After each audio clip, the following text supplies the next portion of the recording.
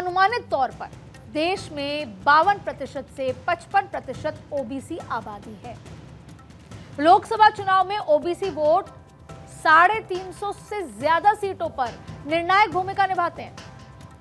जहां तक राज्यों की बात है तो राजनीतिक लिहाज से सबसे अहम उत्तर प्रदेश में ओबीसी की आबादी 45 से 50% मानी जाती है।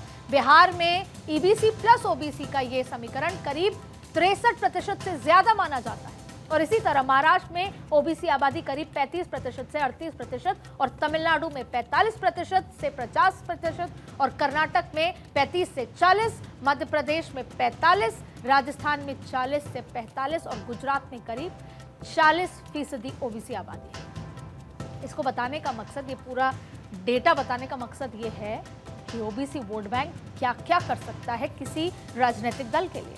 अब ये आंकड़े अपने आप में ये कहानी कह रहे हैं कि ओबीसी वोट बैंक किसी भी पार्टी की तकदीर बदल सकता है। तो राहुल अब किसी भी कीमत पर ओबीसी वोटर को कांग्रेस के साथ जोड़ना चाहते हैं और ये जो अभियान है, मुहिम है, ये पिछले 2-2.5 साल से चल रही है। जब हम पुरानी संसद में थे और फिर नई संसद में आए, उस बीच में आपने उस बहस को देखा होगा। उसी बीच में महिला आरक्षण आया, तब ये कहा गया कि महिला आरक्षण में भी ओबीसी वोट आरक्षण अलग दिया जाए। ऐसे तमाम बड़ी बहस रही। राहुल गांधी ने वो जो मोर्चा है वो लंबे समय से उठा रखा है, क्योंकि पहले कांग्रेस ने ये वोट बैंक क्षेत्रीय पार्टियों के हाथों खोया और अब बीजेपी ने इसे उन क्षेत्रीय दलों से अपने हाथ में ले लिया या यूं कहें हथिया लिया।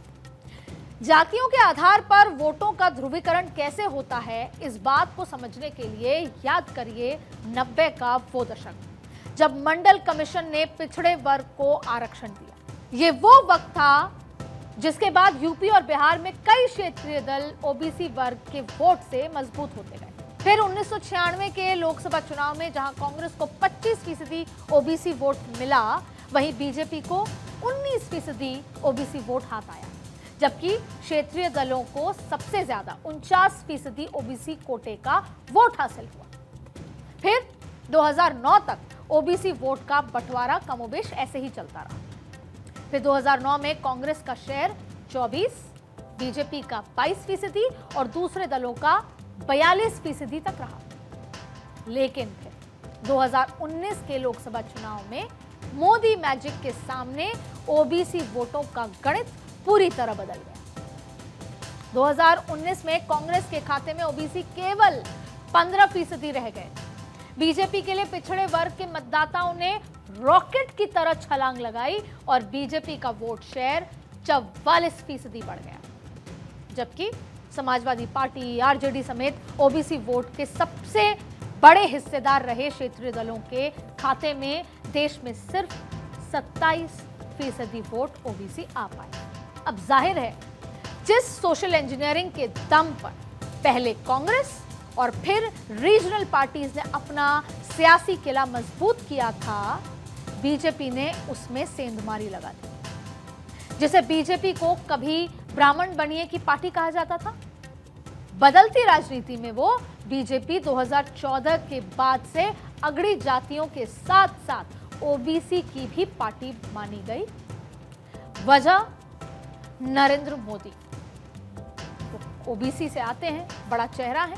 कांग्रेस से सीधी लड़ाई में ओबीसी का लगभग 65% वोट बीजेपी के खाते में शिफ्ट हुआ और पिछले 10 सालों में यह तेजी से बढ़ा है। 2014 में पहली बार बीजेपी के ओबीसी समर्थकों में 10% से ज्यादा बढ़ोतरी हुई। फिर 2019 में फिर से 10% का उछाल आया और यह आंकड़ा 44% पर पहुंच गया।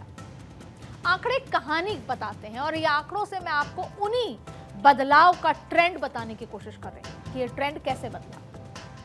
2019 में कांग्रेस को 15% ओबीसी ने समर्थन दिया था, लेकिन 2024 के रण में जैसे ही आरक्षण खत्म करने और संविधान बदलने जैसे मुद्दों ने जोर पकड़ा, बीजेपी को लेकर ओबीसी वोटर के मन में संशय बढ़ा और नतीजा ये हुआ कि 303 सीटों से बीजेपी 240 सीटों पर सिमट गई और बीजेपी ने इसे महसूस किया, इस वजह को महसूस किया। अब एक मीडिया सर्वे के मुताबिक अगड़ी कही जाने वाली जातियों में बीजेपी का समर्थन 2024 में भी तकरीबन बरकरार रहा था। साल 2019 के चुनाव में इस तबके के 53% वोटर्स ने बीजेपी को वोट दिया था, पर 2024 में भी यही आंकड़ा रहा, जबकि अदर ओबीसी जातियां यानी अन्य पिछड़ा वर्ग की जातियों में दबदबा रखने वाले समाज के लोगों से मिलने वाले वोट में बीजेपी को 2% का झटका लगा, 303 से 240। हिंदू लोअर ओबीसी जातियों के मामले में बीजेपी और उसके सहयोगी दलों के वोट प्रतिशत में मामूली बदलाव देखने को मिला, जबकि कांग्रेस को इस समुदाय में 3% का और उसके सहयोगियों को 2019 के लोकसभा चुनाव के मुकाबले 4% का फायदा हुआ था। ये आंकड़े सुनने में तो मामूली लग सकते हैं, 2%, 4%, लेकिन यही 2%, 4% वाले इस खेल ने बीजेपी का गणित गड़बड़ा दिया और पार्टी पूर्ण बहुमत की जगह बैसाखियों की सरकार पर निर्भर रह गई। राहुल भी इस गणित को समझ रहे हैं और इसीलिए उनका सारा फोकस जाति जनगणना पर है।